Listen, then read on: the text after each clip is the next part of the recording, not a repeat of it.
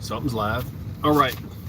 So, people, I'm in the middle of trying to get a wash, trying to get lunch, some kind of supper, breakfast. I ain't ate nothing. It's been a hectic day. It's been, I don't know, it's been difficult. You know, you can't find propane.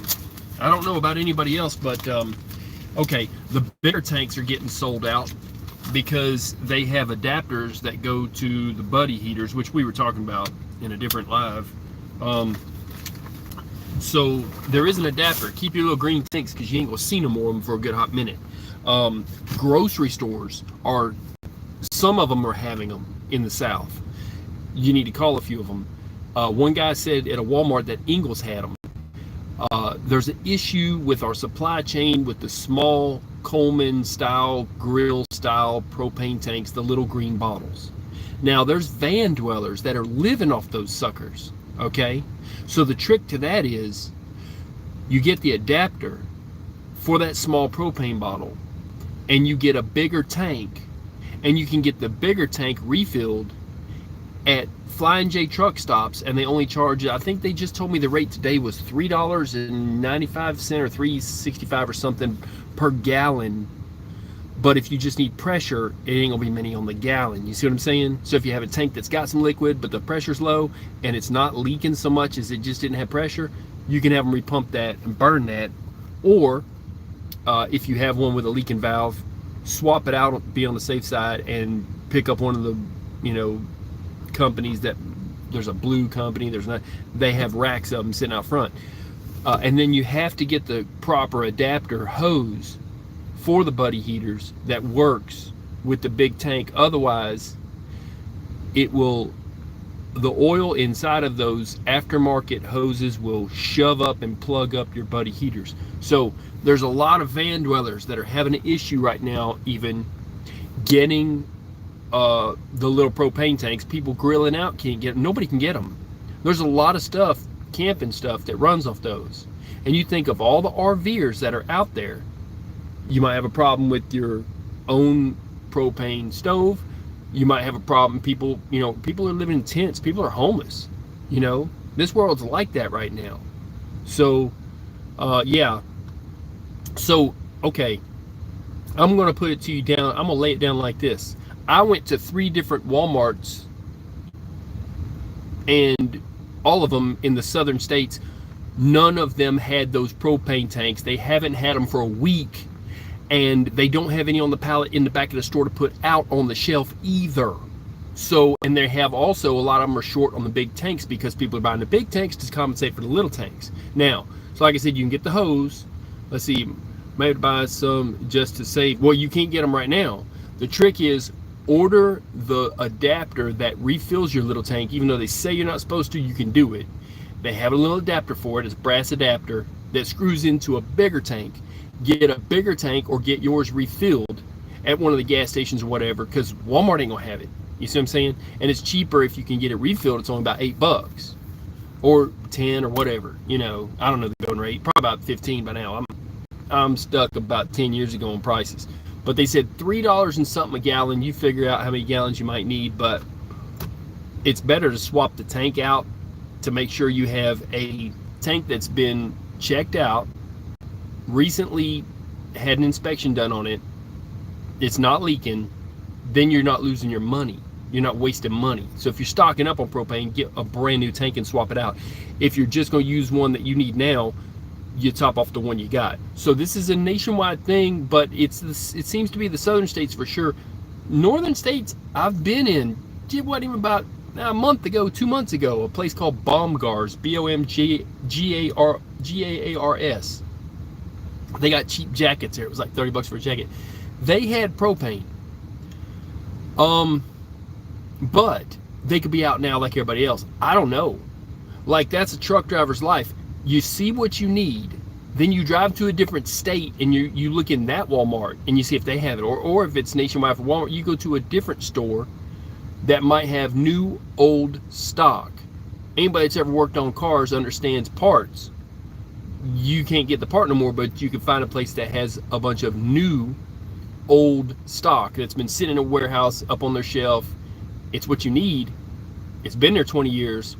It's a new part, but it's got dust all over the box. You see what I'm saying? So they may have new old stock on propane. Something's going on with our supply chain in the US. They need to get on top of that, because like I said, van dwellers, they may not be able to get things mailed to them. They may not be able to get that adapter. They may not be able to get the propane bottle refilled then. And if they can't get their hands on the adapter hose, because it's a special Mr. Buddy adapter hose, if you get the other one, it shoves oil up in there and it clogs up your device, your what do you call it, the heater. So anyway, that's a big problem. This is a big, I mean, I got people looking and can't find them. I'm talking to people. So one dude said they had some at the Ingles. So little by little, like a couple little tanks here and there, they seem to be able to get them. Another store, I think, like I said, Baumgar's, that's up north. And you'd have to look. Like, there may not be that bad of a supply chain up north, but there's something going on in the south, all across the southern states. And so it's a little bit nicer weather. I know people want to grill out, but this is about heat. I guarantee you that's what they're using it for. So anyways, I'm gonna move this truck up, and we're gonna talk about what's going on with Russia. They're sending special forces to another country right next to Poland, I believe it is. I want to say it's Belarus. I could check it. I wrote it down, but they got a lot going on, and it's fixing to pop off. So right now, actually, I'm gonna say this. The biggest thing that I've noticed was other countries are not stupid. They see an amassing of a whole bunch of troops, hundreds of thousands of them. They're not camping out. I told you they wasn't leaving because I had to know him, but this is different too. There may be other countries involved in this event when it happens. There may be, oh, and this is brought to you by TMC Flatbed. I ain't got a problem with them. So, okay. In the scope of things, the grand scheme of things, anytime there is a war involving other countries, okay, they get pulled in and then they get attacked and that kind of thing. This can be, a thing.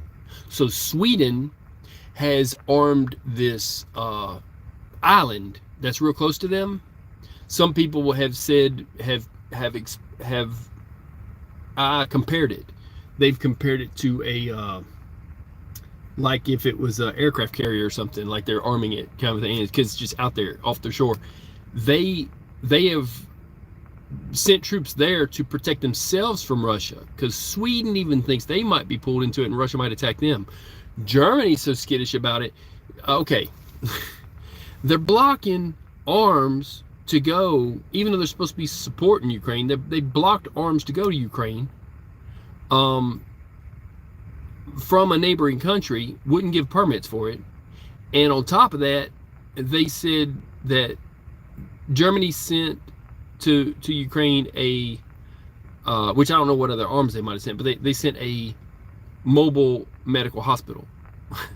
So I don't know if, and with that German Navy guy, that he was a top general in the Navy, admiral, what you call that, he recently, after what he said in some open forum meetings in a different country where they were doing a think tank thing, he was saying what he thought. He recently had to resign because of that, because he was saying that the Russian president should be given respect, and that basically there's no way that they're going to get back Crimea and Donbass, and saying that it's saying all kinds of stuff. And it's like, the thing is, and talking about how they couldn't join NATO. And so they good. And talking about how basically he was almost saying that it was in a way futile, Ukraine getting back Donbass and Crimea, and maybe even being against Russia.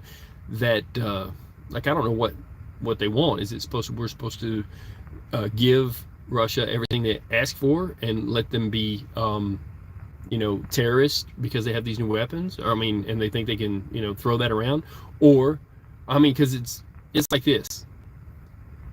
Okay, Oh, as far as that German admiral goes, this is what happened. He had to resign. He had to back away from his comments, and he said, "I don't represent. We're just causing too much trouble in the German Navy. Too many questions, too many problems." So he had to resign. With that, it seems like Germany really doesn't. Maybe Germany just kind of remembers World War II a whole lot. You know what I mean? And is starting to think back to their problems when they had problems with Russia, and they're like, well, even after this, we won't want to have a problem. So there's a lot of that going on with the countries over there. And when you look at it, it's like this.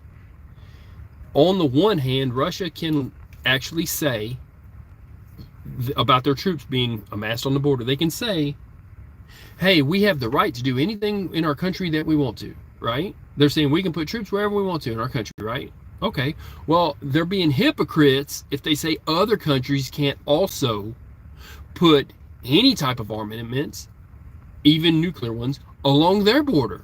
So what's he crying about NATO for? See, he's right on the border of Ukraine.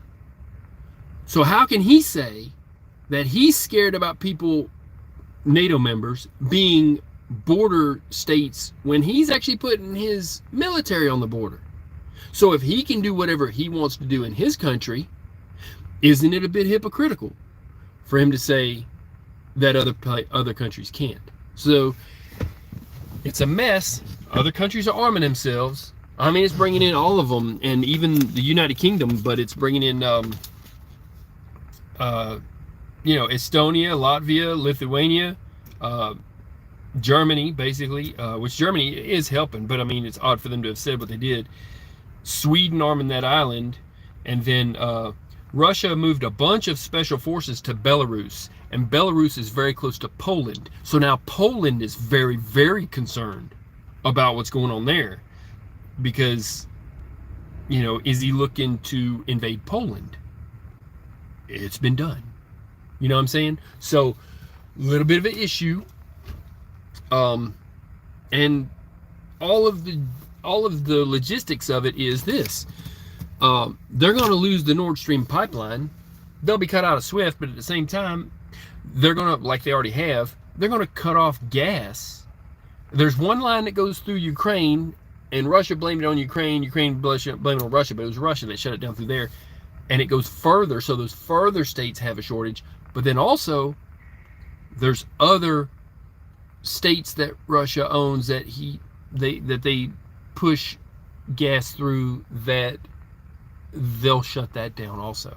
Like they already had a shutdown. They already shut some stuff down. They can shut it all off. Europe would be cold. So I'm talking about Mr. Buddy heater. They'd be that kind of cold. Nothing to heat their homes with. So that kind of issue, it can be a problem. Which one guy said that the natural gas from Russia is not that great anyhow. He showed it on a thing. He was a truck driver. He was the one that they said he tried to run over a bunch of immigrants, but he was just, ticked off because they were jumping on his truck and all. And he made it. He got kind of internet famous of it from that one, and some of his videos went viral. But he had a different video where he was showing on his stove. I'll try to find that. He was showing on his stove how the natural gas that burns in the stoves, is not that great anyways. So they're messing with commerce, and then they're going to shut down the Black Sea, and that'll mess with commerce. And they've already rammed a bunch of ships down there. Russia's already rammed it seems like every country down there has been rammed by Russia or tried to be rammed and pushed off. It's like you're not in the cool kids section unless you've been rammed by Russia and told to leave their shores, even though really it's Ukraine's shores, but they're saying you can't be there. So Britain sent a ship down there and said, hey, we go down there if we want to. This is trade route, right? And Russia, shot a couple of so-called warning shots at the ship, and then they, had problems. And so they're asserting their, it's not even their naval right, but they're asserting a bunch of control over the Ukrainian national waters. So just because they annexed a part of Donbass, or tried to, or whatever, but definitely annexed Crimea, There's that, but they got a lot more going on, and there's a lot. I'm not the one telling this, okay? I'm not the only one. I'm not. This is not news, but it's coming to you from me. They're sending a lot of Javelin missiles there, so there's a lot of Russian armaments, tanks and stuff, but those Javelin missiles will knock them out. Now, Russia has welded these racks on top of their tanks now that almost look like the kind of rack you'd put on a four-wheel drive to put a tent on top of and go camping, or put ladders on top of a pickup truck. Well, it's supposed to detonate the weapon before it goes into the tank, but you just can't stop a Javelin. You ain't gonna stop it. I don't care what you put on the tank. Okay, it'll either blow the turret off at that point, or it will penetrate it and go into it. So, and I saw the movie.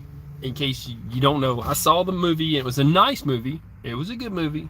It was dedicated to the Russian tank operators that didn't make it back after World War II from Germany. And I think it was T.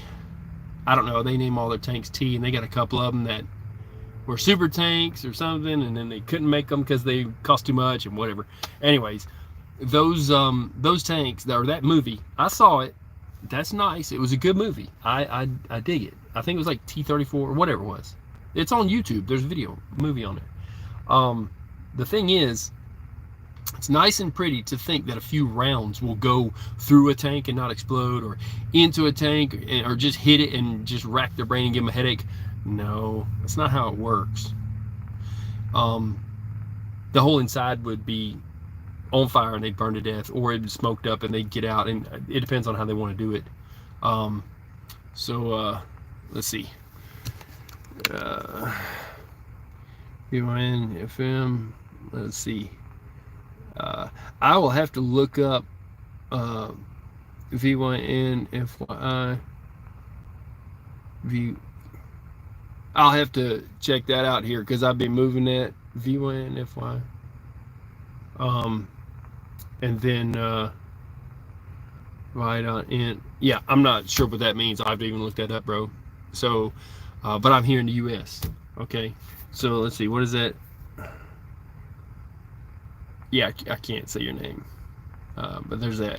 But you're welcome here. Everybody's welcome here. We're just talking about this because it's going to drag a lot of countries, though. It will drag a lot of countries into a world war, because it's all about world supply that we have now created, a supply chain worldwide that everybody's supposed to be included in, and a war will cut that off. And people will be like, first thing, when Russia went into Kazakhstan, what'd you see on the news? They pan to one side or the other, and after you see the fighting stop or whatever, what's going on?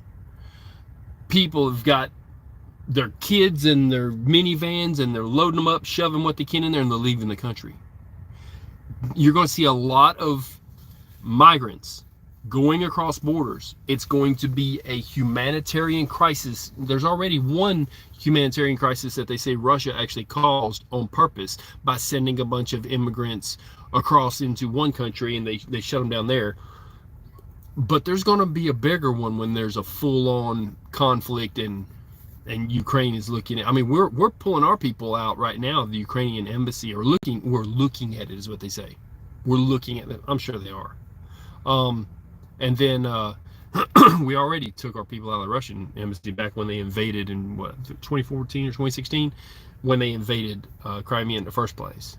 So they still haven't worked it out with Crimea situation. They're going to go further, and I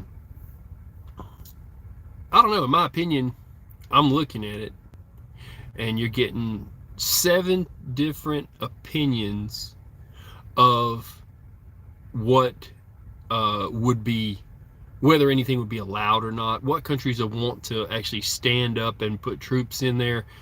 But there is, people that are there. Okay, they got help, and they're sending, each country seems to be sending Javelin style missiles, which basically just takes out tanks and vehicles. So and I mean, that place is mined. There's a lot going on. So they're well protected, and they got arms. It's just a matter of time. And it's all up to when Russia decides to invade. What day, what minute, what hour. They're going to try to come up with that fake thing. They'll nuke themselves. You'll see what I'm talking about. You'll understand. And they'll be like, people looking sideways at that. But it's what's going to happen. Now, the other thing is they're sending in people doing incursions and all this other stuff. And there's word that they have created another de facto leadership for Ukraine after they take it over, like a new president and this kind of thing. That guy sloughed it off and said that he's on Russia's no-fly list and this kind of stuff, but it doesn't even have to be him. It could be anybody. So they're going to install a puppet government is what they're going to try to do after they invade. You see, it's going to happen. Or they wouldn't be trying to get together a puppet government, right? They're putting all their chess pieces in place before they start the chess match. Okay, so also they have sent a bunch of what type of software is that? It's destructive. They basically they had their hackers. They let their hackers loose because that's what they do. Nobody is a hacker in Russia unless it's approved. That's just all there is to it. Okay, don't think that there's Russian hackers. No, there's Russian hacking is what it is. So it's their government, it's people that work for them, and they hack systems. And they sent a message saying things are going to get worse and this kind of stuff to all the leaders of the Ukrainian government. I mean, who would have a list of that? Who would have a list of emails, their computers, and be able to get into their computer, infect it with all these viruses, and make it so they have no communications? So they're doing what's called, well, I called it less than warfare. It's just less than war, but it's asymmetrical warfare. It has an effect, a psychological effect, just like how this virus has affected a lot of people and made a lot of people. I mean, it's in the end. I'm sure they're going to see. They're going to have they will have. Someone will do a study on all of the friendships lost, divorces, fights, and this and that have happened in broad daylight in freaking public places where people have gone off the hook about this virus thing and people not wearing masks. Somewhere there will be a study of this. It is a psychological effect, and it's similar to post-traumatic stress syndrome. There was some people that were talking about the psychology of this. There's a lot that has stressed all the countries and all the people in it because of this virus, and the death that has been involved with the virus and that type of stress on people. It's been a lot. Okay, so we're already in a wartime situation. We're already there. There doesn't have to be a war for there to be the stresses of war when you have basically a weaponized virus, okay, that came out of a level 4 biological warfare facility. So let's get this thing moved up. But there's been the stressors. I mean, society has been pushed to the limit, and now the supply chain will be pushed to the limit. It already is at its limits, because when you don't have anything on a shelf that you need, that's the limit. 0 is the limit. I don't care what game you're playing. If you have a zero-sum game, everybody loses. So I'm having to pull up every once in a while for this truck wash. We're doing what we can. We're trying to bring y'all stuff, okay? If I hauled propane, I'd be hauling some propane right now, okay? So just so you know, people, I don't have nothing to do with that, okay? But I'm trying to keep y'all eating, keep y'all food. I gotta do something real quick though. Before this thing dies, it will die if I don't plug it up right now. I'm gonna grab my haversack out the back.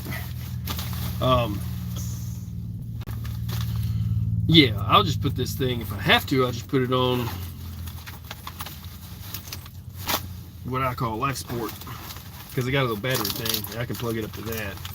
It's at 100. Oh, there's the plug. I am a cigarette lighter plug. I'm trying to do too much, people. You know, we all are. So, there. Plug this up and make it happen before it shuts down the whole stream. But anyhow, so right now, we are just waiting, and all the countries are like holding the breath, okay, and not knowing if they wake up in the morning if there's going to be a war on top of this coronavirus. So really and truthfully, the stress that Russia is causing to his neighbors really, that's unacceptable in itself. I don't care. You know, they may say they have the right to do this and that, but they know what they're doing. And sending viruses to government computers in other countries, and making other countries send their, you know, boys to the border to, you know, protect things, causes more stress at their houses, because then their boys are off to war, you know. So I should say women too, you're right, but you get my point. They are causing undue stress on top of an already stressful situation. We have a epidemic, you know, that's killing people, and people are worried about everything, and it's cut down livelihoods. It's done a lot.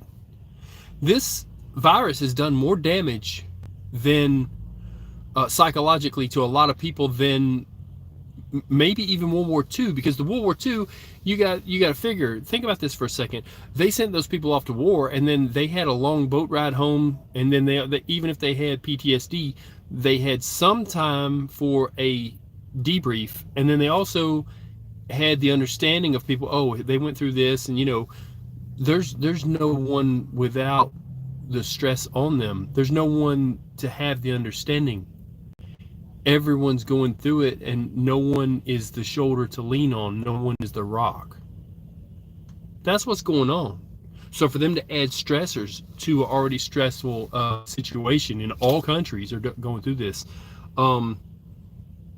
Yeah, Russia gets the y'all need to stop that award. That's what they get. So, but I'm gonna heat some stuff up. I don't know if I'm gonna have to turn on my gen set just to make the microwave work. I told you about how that works. They've got this thing wired up. It's crazy. That's what you get when you get a 2020. But other than the fact that it kills my microwave on high heat, I dig it. It does the job. People, I don't know how y'all are doing. Let me know if you know of a place that's got those little green tanks of propane, because everybody else wants to know. And I hope you're getting what you need. I hope you're not out of what you need. It's, like I said, it's crazy trying times, like to the nth degree. And every country's going to have shortages. And wait till this war pops off. Just wait. If you think there's shortages now, you throw a war in there. I'll guarantee you ain't never seen shortages like you're going to see. Yeah, I mean, all across Europe. There won't be car parts. It's going to be, people are going to have a difficult time getting around. There'll be gas shortages. There's going to be some issues. So, I know there's a lot of people that have prepped, and they think they got enough, but they also know that it's never enough. It just is never enough. That's how simple it is. I'm going to heat up some Brunswick stew. That's what I'm going to do. I don't know about anybody else. That's what I'm having, some Brunswick stew. I'm heating it up in the microwave back here. And going to have some barbecue. Because you got to get that before it's short. Before there's a shortage of barbecue. That would be a travesty. I don't care if they run out of everything. When they run out of barbecue, that's fighting words right there. Half of Texas would actually go to war over barbecue. The other half would be signing up. Oh yeah, barbecue's no joke. We're going to have shortages. And like right now, I don't know how charcoal is doing. I got to look into that. Because it makes sense right now that if we're low on propane, how can we not also have a problem with people using charcoal instead and having a shortage on that. So if anybody knows about charcoal, let's hit them up. Woo! Smoking. I'm about to catch a microwave on fire in the back of a truck. For real, that's going to happen. No, I got it. I had to cut that off for a second. I'll get your comment in a second. I'll get back up to the front. Y'all got to understand, I'm trying to do 10 things at once and then still give y'all an update on what's popping. Oh, how do I end this? Let's see. Yeah, heat that up for a minute. I got barbecue, then I got barbecue, then I got some more barbecue. So, man, what you talking about? I'm hungry. I hope y'all got some barbecue. If you don't, I hope you can get some if you need it. So, yeah, and a lot of restaurants closed up too. So, people are stuck on canned goods and stuck on that kind of thing. And so, when this finally, when we finally have any kind of a problem, we're gonna be bad. I'm hoping we don't. I'm really hoping the U.S. smooths through. But in Europe, imagine all the restaurants that closed in Europe, and then they're on whatever kind of canned goods they get, and then all of a sudden, if they can't get canned goods because there's a war going on and people can't transport stuff, because you know they get their cheese from one place, their milk from another place. You know, different countries trading. They're very intertwined.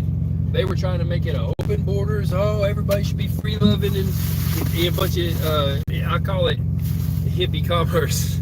It's like all the countries that, even though they might have a problem with each other, need to trade with each other. And now there's another thing too. They shut down a Russian astronaut. He was a young-looking guy. Now the last Russian astronaut they had a problem with tried to drill a hole from the inside of the space station to the outside. He drilled a hole and they had to seal it up. You can see the world marks. He went crazy. I don't know if he was the older group of them. They had a problem where the mirror made them nuts because of vibration, and one guy pulled a knife on another guy. That was on the Mir space station. I don't know if he was one of the guys that was in that group of that place before he came to the International Space Station. The guy that tried to drill a hole outside and into space, and he drilled a hole through. They had to seal it up. This guy was different. This guy was a younger kid. The picture of him, it looked kind of younger, you know, 20s, 30s, whatever. I don't know. I say 30s, 30 something, maybe 40. They canceled him as being able to come into the U.S. They denied his visa, I guess it is. So, are we now separating our space relationship with Russia also? Like, that's what it's looking like to me, is that kind of thing. Like, even though there's been things before, usually I've seen that they still have relations and friendships or whatever with NASA and with cosmonauts. But this guy, so I don't know if it was due to Russia amassing troops, or if it was, and we might be at war with them or something, or if it was something he personally did. I think they're going to dig into that more later, so I don't know the answer to that one, except that it happened. So in case you didn't hear that happened, yeah, they told a guy you can't fly on NASA because you know, they canceled his visa. So that guy had to go back to Russia. I don't know what that's about. I don't know the whole logistics of it, you know. But there's a bunch of crazy kind of arms movements going on right now, and a lot of it's going to Ukraine. So I think Ukraine is going to be the next, well, how can you compare it? I mean, we're going to see what happens in Syria. Russia's a little spread out right now, and they're messing still with, I mean, they're going to have to, just as a peacekeeping thing, they're going to have to leave those paratroopers in Kazakhstan until they know for sure it's done. I don't think they're just going to pull out and leave.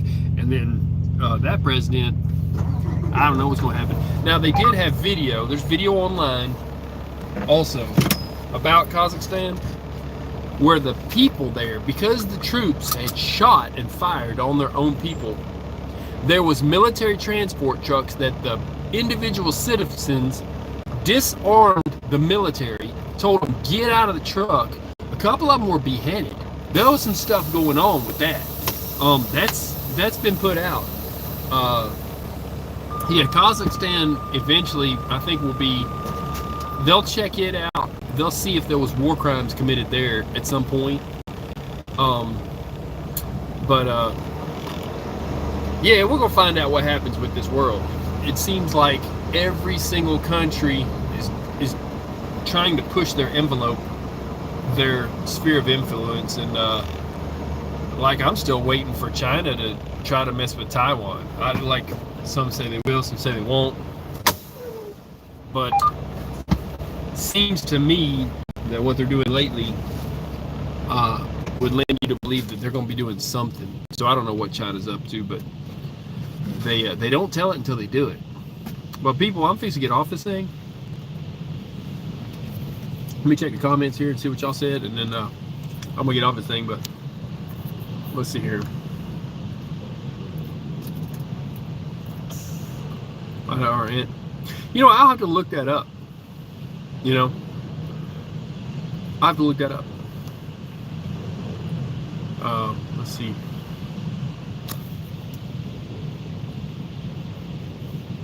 Oh yeah, you were talking about Home Depot. Okay, I'm pretty sure that Home Depot and Lowe's has got the same issue. Okay, and it's along the south, so I don't know where you're at, but and you ain't gotta say it. But I'm saying there's a supply chain issue, and it depends on where you're at in the U.S. But for sure, the South right now has got some issues with the small propane models. So invest in the little brass thing that you can refill those suckers with, even though technically they say you're not supposed to. There's the other thing for them. They're fine unless they're leaking. If they seep a little, ain't gonna hurt nothing. Propane is safe. Depends on how it's burnt. The bigger head units that plug into propane bottles that say outside use only, just use them outside because there's not as clean of a burn, but they put a lot of heat out, so you could use an open air garage or whatever if your door's open or what. But it's best to be on the safe side and use the buddy heaters that are safe for inside, which means they have a low oxygen cutoff sensor, and they also none of them really put off carbon monoxide. It's just they burn up the oxygen, but some of them could be a little bit dirtier burn than others. Okay, propane is safe because it takes so many parts per million to explode it that you could just about fill up a room with this stuff. You open up a door, and just that open door would let most of it out. But if you have a small leak in one, you're not looking, or even a leak in a line, you're not looking at a big explosion event. You would be just looking at possibly a fire, but not likely. But these little heaters don't do that. So that's what I'm saying. They're in it, and they're not even an open flame. They're more catalytic than anything. They're lit, but they're using more of the catalytic waffle thing that they're sitting on to create heat and a catalytic burn of the fuel. That's why it's clean burn. So generally speaking, propane is safe. Natural gas is a little different, which is why they put that odor in it. It takes less parts per million, more explosive, and then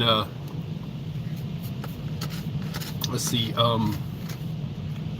which is why you can see them filling up tanks outside, and they let all that relief valve off, and they let that pressure off, and all the propane comes out.